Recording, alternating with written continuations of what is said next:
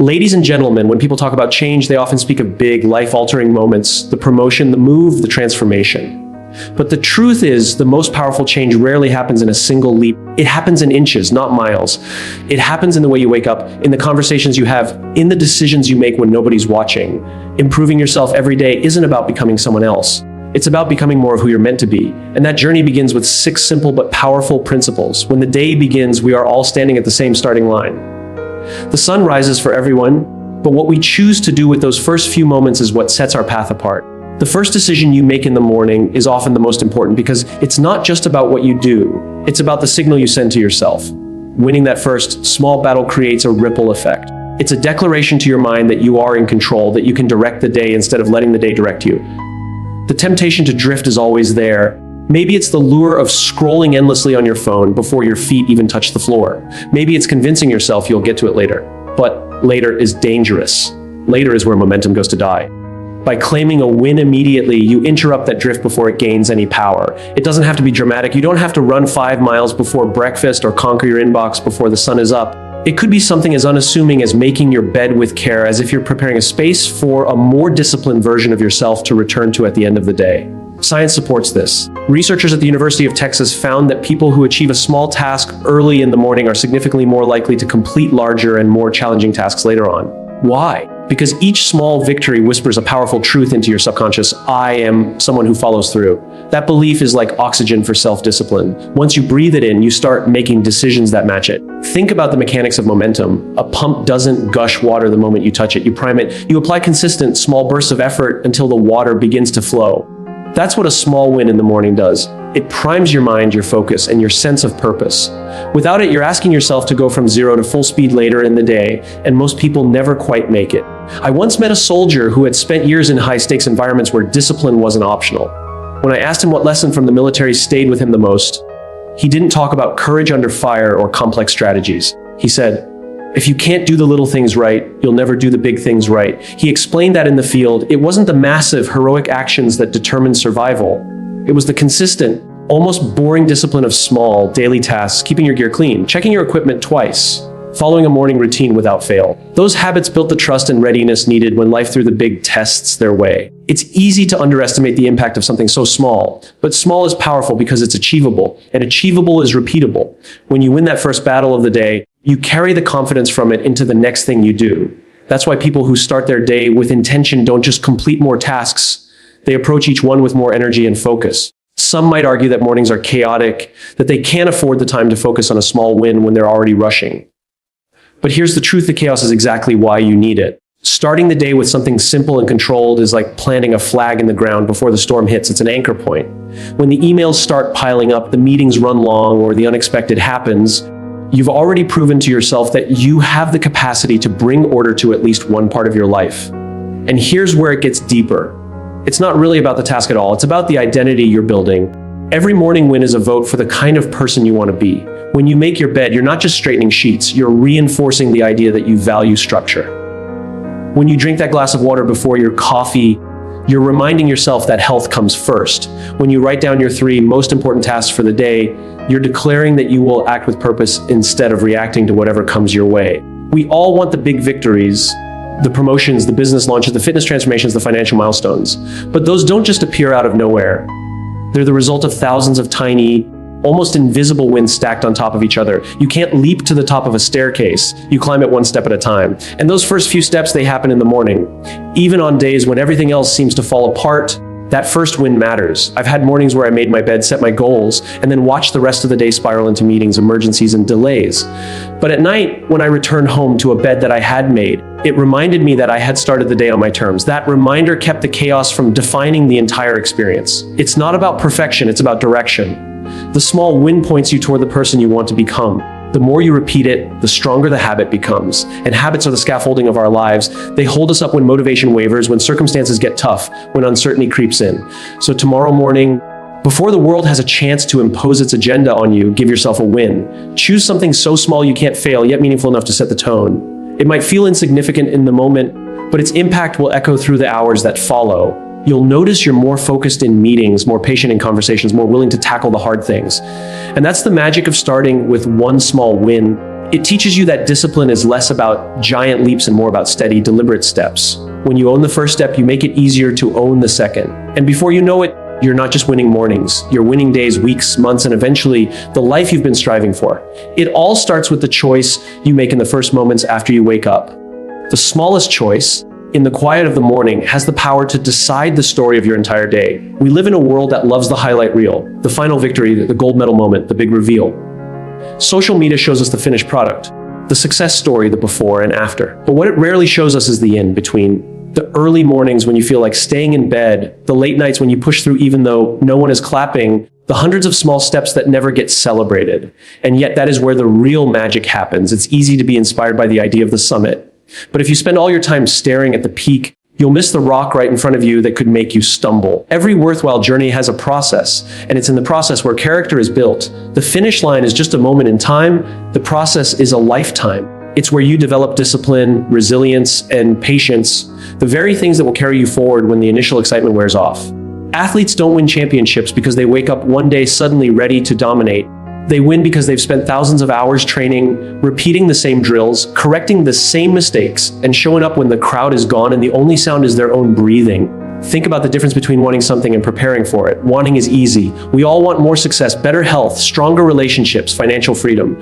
But preparation, that's the hard part. Preparation is unglamorous. It's doing the push-ups when no one is counting. It's turning off the TV to read when the book isn't even halfway done. It's putting on your running shoes when the weather is miserable. It's resisting the temptation to look for shortcuts because you know deep down that shortcuts might get you somewhere faster, but they won't make you stronger. The process is what shapes you into the kind of person who can actually handle the outcome. You might dream of running a marathon, but if you were magically transported to the start line tomorrow without any training, you wouldn't make it past the first few miles. The process, the months of running in the rain, pushing through sore muscles, building endurance, that's what transforms you into someone capable of crossing that finish line. Without the process, the outcome is meaningless. With the process, the outcome becomes inevitable.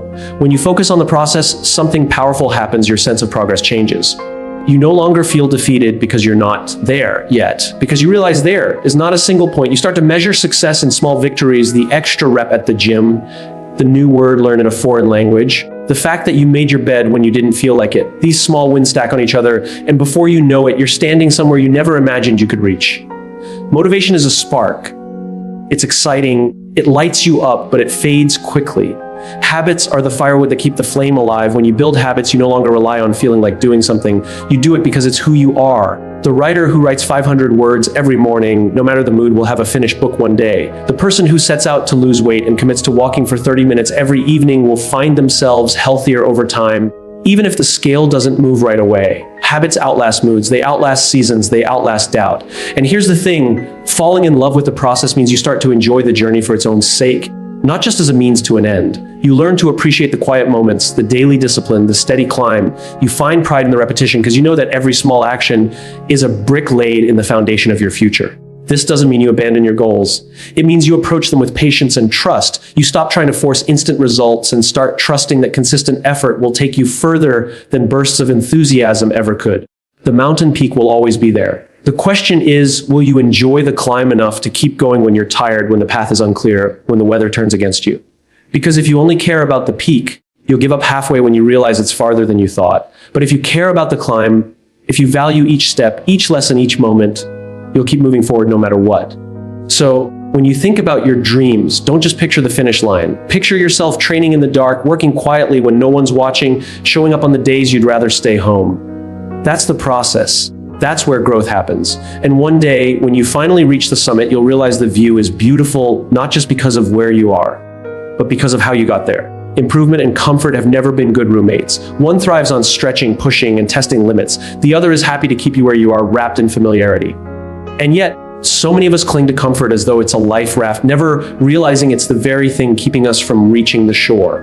Growth demands that we step into the unfamiliar, that we allow ourselves to feel awkward, unsure, even afraid, not once in a while, but on purpose and often. It's easy to believe that progress is about refining what we already know, polishing what we already do well. But true improvement lies at the edge of our abilities, where our knees shake and our voices falter. That's the space where transformation begins. Think about it. The first time you learned to swim, drive, or even tie your shoes, it was awkward and uncomfortable. You probably got water up your nose, stalled the car, or fumbled with the laces over and over, yet you didn't stop. You leaned into the discomfort, because the alternative was staying unable to do something you knew you needed to master. This principle doesn't fade as we grow older. In fact, it becomes even more vital. When life settles into predictable patterns, our skills plateau, our thinking narrows. We may not notice it day by day, but over time, comfort becomes a quiet cage. Breaking free from it means deliberately placing ourselves in situations where failure is not just possible, but probable. Because it's in those moments when we risk falling that we truly learn to stand taller. Science backs this up. A study from Yale University revealed that our brains literally form stronger neural connections when we face new challenges. Every time we step into the unknown, our minds are rewiring themselves for resilience and adaptability. This isn't just poetic imagery, it's biology. The discomfort you feel when trying something new is your brain's way of expanding its capacity. You are, in a very real sense, building a stronger version of yourself neuron by neuron. But knowing this and doing it are two different things. The problem is, our instincts pull us toward the safe and the familiar. We avoid the meeting where we might be put on the spot. We scroll instead of signing up for the class that intimidates us. We dodge difficult conversations because we fear the sting of rejection or the weight of awkward silence. And yet, every time we do this, we trade an opportunity for growth for a momentary sense of ease. I remember meeting a shy, introverted designer. He was brilliant in his work, but avoided the spotlight at all costs. Public speaking terrified him. His natural instinct was to stay behind his computer, letting his designs speak for him. But one day, he made a decision that changed everything. He volunteered to give short presentations every Friday to his small team. The first few weeks were brutal. His hands trembled, his voice wavered, and he couldn't wait for each talk to end. The months that followed weren't much better. He stumbled over his words, lost his train of thought, and often left the room convinced he had embarrassed himself. But he kept showing up. Week after week, discomfort became a companion instead of a threat. Slowly, his voice found its strength. His words found rhythm. His ideas began to land not just in his designs, but in the hearts of the people listening. 1 year later, I watched him walk onto the stage at a major conference. Hundreds of eyes were on him, and instead of shrinking, he stood tall. He spoke with authority, humor, and clarity. The audience leaned in. That moment wasn't built on talent alone. It was built on a year of willingly stepping into the fire, letting the heat shape him instead of scare him away. This is the paradox of discomfort. The very thing we avoid is often the key to becoming who we want to be. Courage isn't born from reading about bravery or admiring it in others. It's forged in the act of doing, in the shaky voices, the sweaty palms, the awkward pauses. Courage lives in every step you take outside your comfort zone, even if that step feels small to the world. The truth is, you don't have to seek grand, dramatic challenges to grow. It could be as simple as introducing yourself to a stranger at an event, saying yes to a project you've never done before, or sharing an idea in a meeting where you'd normally stay silent. These moments may seem insignificant, but they stack up over time. Each one adds a brick to the foundation of your confidence. Each one teaches your brain, I can handle this. And before you know it, you're standing on a much higher ground than when you started. The beauty of seeking discomfort on purpose is that it shifts how we see fear. Instead of interpreting it as a warning to stop, we begin to see it as a signal that we're in the right place, the place where growth happens. It's not about recklessness, it's about intentional challenge. You're not walking into danger for the sake of it. You're choosing to stretch yourself because you understand that comfort is temporary, but growth lasts. And here's the thing, the discomfort never fully disappears. The designer I told you about still feels butterflies before big presentations. But now he recognizes them not as a threat, but as a reminder that he's pushing himself. That's the point. The goal isn't to eliminate discomfort, it's to learn to carry it with grace, to let it sharpen you instead of stop you. The life you want, the skills, the confidence, the resilience, will not arrive while you're standing in the same familiar spot.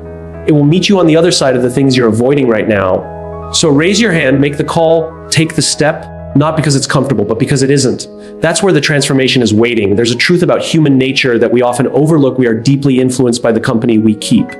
Not just influenced, shaped, molded, sometimes even defined by it. We don't live in isolation. We're social creatures wired to learn, adapt, and mirror the energy around us. This is why the people you spend the most time with matter far more than you think. You can have all the discipline in the world, but if you are surrounded by voices that whisper limitations into your ear, those whispers eventually turn into your inner voice.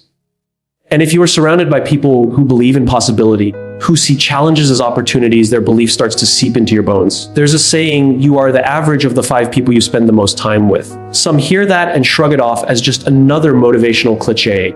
But think about it for a moment, not in theory, but in your actual life. Look at the people you talk to most, the ones whose opinions matter to you, whose habits you see every day. Are they lifting you higher or pulling you down without even realizing it?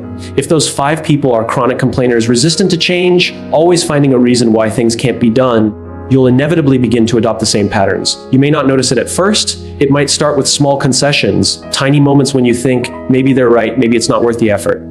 And before long, you're not moving forward anymore. But the reverse is just as true and far more powerful. If you spend your days with people who are ambitious, optimistic, and dedicated to improving themselves, you can't help but be pulled forward. Their energy becomes your energy. Their drive becomes your drive. You rise to meet their level because you no longer want to settle for less. Improving yourself every day isn't something you do in isolation. It's not just you against the world. We like to imagine the self-made person, the lone wolf who grinds in silence and emerges victorious. But that's a myth. Even the greatest achievers have mentors, peers, friends, and supporters who push them beyond their limits. We need people who see potential in us when we can't see it ourselves. People who hold a mirror up to us, not to flatter us, but to show us where we're playing small. People who call us out when we're making excuses and who remind us of our worth when doubt takes over. There's a story of a young runner who spent years training with Olympic athletes. Every day in practice, he came in last. No matter how hard he tried, he was always trailing behind. To some, this might have been discouraging, but he stayed. He absorbed their discipline, their mindset, their pace. He got used to chasing the fastest, strongest runners in the world. Then came the day of an important race, a race without the Olympians. For the first time, he was competing against athletes who weren't quite at that elite level. And when the race began, something incredible happened. He broke his personal record. He ran faster than he ever had before. Not because the race was easier, but because his standard for what was normal, speed, had been set so high in training, the actual competition felt like a lighter load. This is the power of environment. When your baseline for effort is shaped by people who are extraordinary, your own performance naturally rises to match it. You don't even have to think about it. It's a byproduct of the standard you've been living in. Now imagine the opposite. Imagine training every day with people who never push themselves, who coast through every workout, who tell you it's fine to settle. Over time, your definition of enough will shrink. Your potential will be capped not by your own ability, but by the ceiling they've chosen for themselves. And here's the dangerous part. You won't even realize it's happening until years have passed. We are constantly becoming like the people we are closest to. This happens in subtle ways. The language we use, the beliefs we hold, the risks we're willing to take, the dreams we think are possible. If your circle believes the future is bright, you start to see possibilities everywhere. If your circle believes the world is against them, you begin scanning for evidence to prove them right. That's why choosing your circle is one of the most important decisions you will ever make. It's not just about friendship or comfort. It's about the trajectory of your life. You need to ask yourself, do the people around me inspire me to be better? Or do they make it easy for me to stay the same? Some people will challenge you in ways that feel uncomfortable. They'll push you to take risks, to go after goals that scare you. They won't let you off the hook when you're capable of more. These are the people who pull you forward. They are the ones who see the gap between who you are and who you could be, and they refuse to let you ignore it. And yes, there's another side to this. Surrounding yourself with people who pull you forward doesn't mean abandoning everyone who's struggling or imperfect. We all have moments when we need support. But it does mean being intentional. It means knowing who feeds your growth and making sure they have a consistent presence in your life. It means balancing compassion for others with commitment to your own potential. If you want to become extraordinary, normalize being around extraordinary people. If you want to become resilient, normalize being around people who handle challenges with grace. If you want to become driven, normalize being around those who chase their goals with everything they have. Because here's the truth, no matter how strong you think your willpower is, your environment will shape you just as much as your effort will. If you want to go far, you can't walk alone. You need people who light the path ahead, who remind you where you're going, and who walk beside you with the same determination you carry in your heart. And when you find them, when you find the ones who make you want to be better just by being in their presence, hold on to them. Because they are not just friends or colleagues. They're your training ground, your fuel, and your proof that growth is possible. They will pull you forward even on the days you feel like standing still. And one day, without realizing it, you'll become that person for someone else.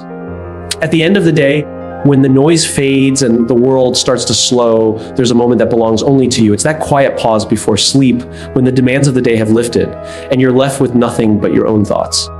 This is the perfect time to ask yourself two simple but profound questions.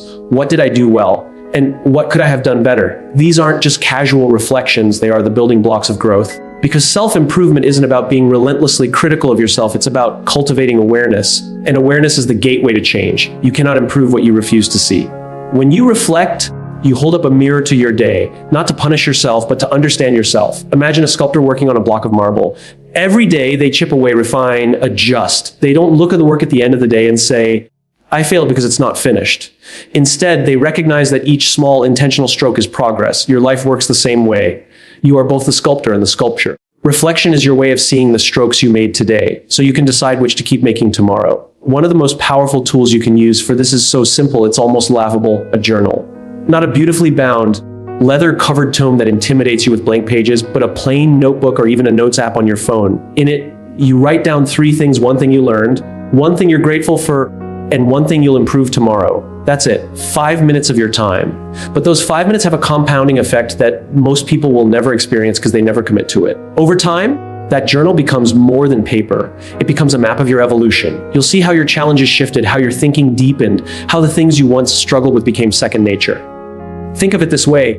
Companies spend millions, literally millions, on performance reviews, quarterly assessments, and feedback systems. Why? Because they know that feedback fuels progress. They know that without evaluating the present, they cannot improve the future. And yet, as individuals, we often move through life without giving ourselves even 5 minutes of that same attention. We expect growth without measurement, results without reflection. It's like trying to drive to a new destination without ever checking the map. You'll get somewhere, but it may not be where you intended to go. Reflection is also an act of self-respect. It says, my growth matters enough for me to pay attention to it. It's easy to fall into the trap of believing that reflection is indulgent or unnecessary because life is moving so fast. But speed without direction is chaos. Reflection is what slows you down just enough to correct your course. Without it, you might be sprinting toward a future you never wanted. With it, you ensure that every step you take is aligned with the person you're becoming. And here's the beauty of it: reflection doesn't just change your actions, it changes your perspective. Let's say you had a day full of challenges. Without reflection, you might label it a bad day and go to bed feeling frustrated or defeated. But when you pause to ask yourself, what did I do well? You begin to notice the small victories you overlooked in the moment. Maybe you handled a tough conversation with more patience than you would have last year. Maybe you found a creative solution to a problem that's been nagging you for weeks. These moments matter. And when you acknowledge them, you give yourself credit for the progress you're making, even if the day wasn't perfect. The second question, what could I have done better, is where the real magic happens. It's not about shame or guilt, it's about clarity. It's your chance to identify the gaps, not so you can beat yourself up, but so you can fill them tomorrow. When a pilot lands a plane, the crew doesn't just celebrate and walk away. They go through a post-flight checklist, reviewing what worked and what didn't, so the next flight can be even smoother. You deserve the same diligence with your own life. Gratitude, the second element of the journal exercise, is not just a feel-good practice, it's a perspective shift. When you actively identify something you're grateful for, you train your brain to see abundance instead of scarcity, opportunities instead of obstacles.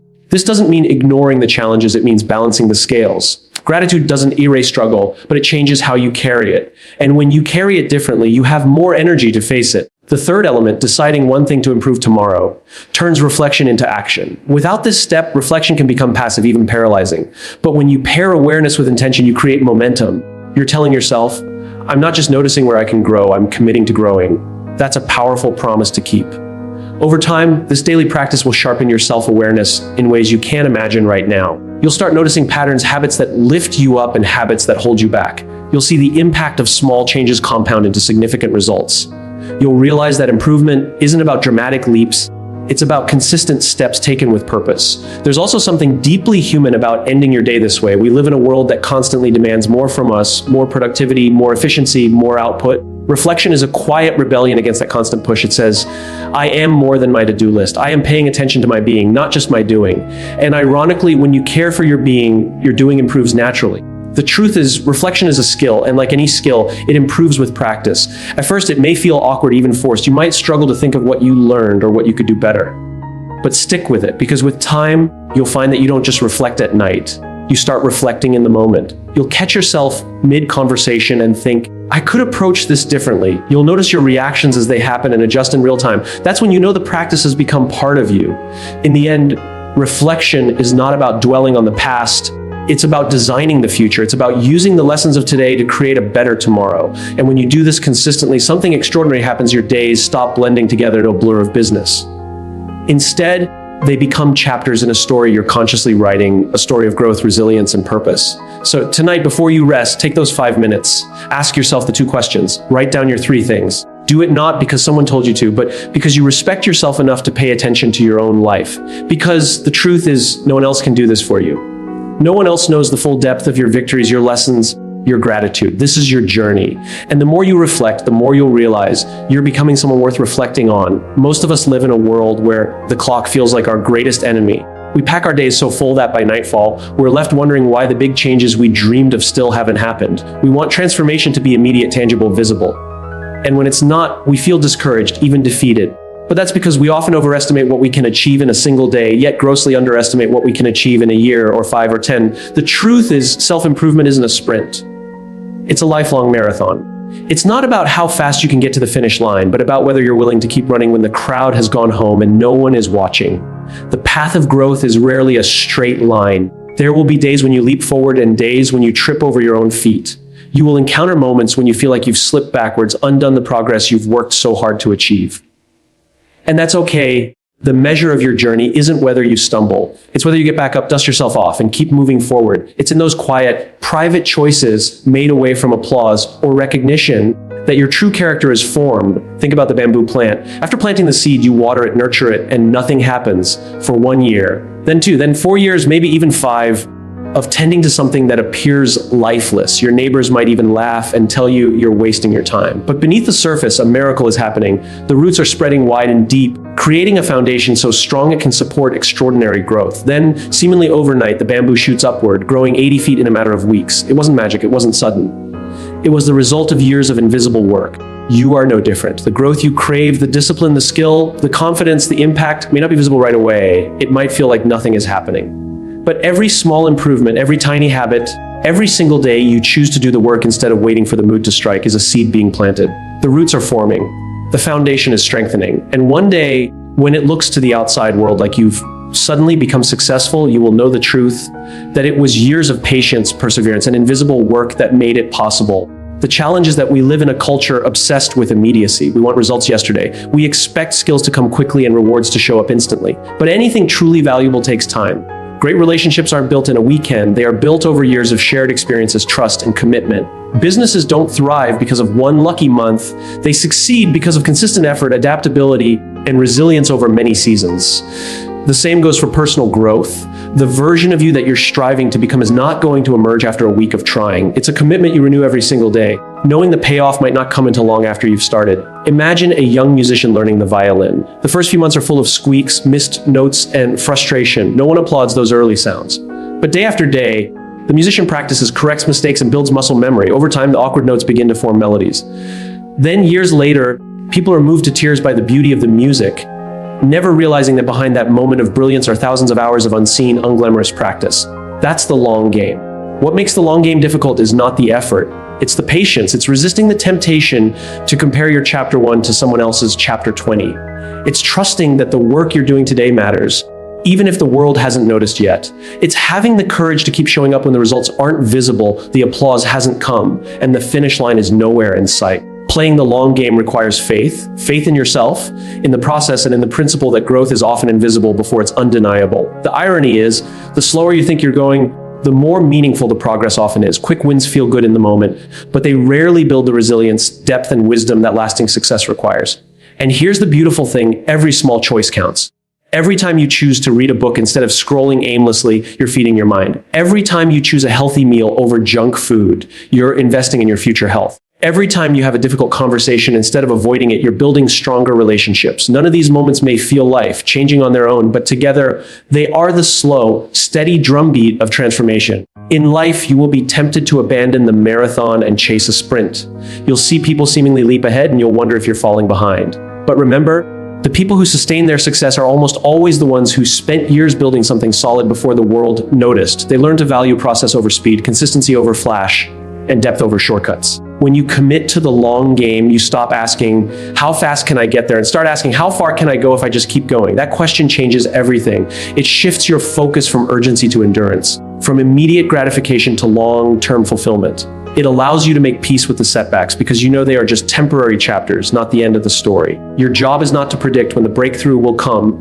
Your job is to keep laying bricks until it does. One brick a day might feel insignificant, but over time, you'll have built something unshackable. And when you finally see the results, they won't be the fragile kind that collapse under pressure. They'll be the kind that can withstand storms because the foundation runs deep. So if today feels slow, if the progress feels invisible, if you're tempted to give up because the finish line is nowhere in sight, remind yourself that bamboo takes years to grow underground before it ever touches the sky.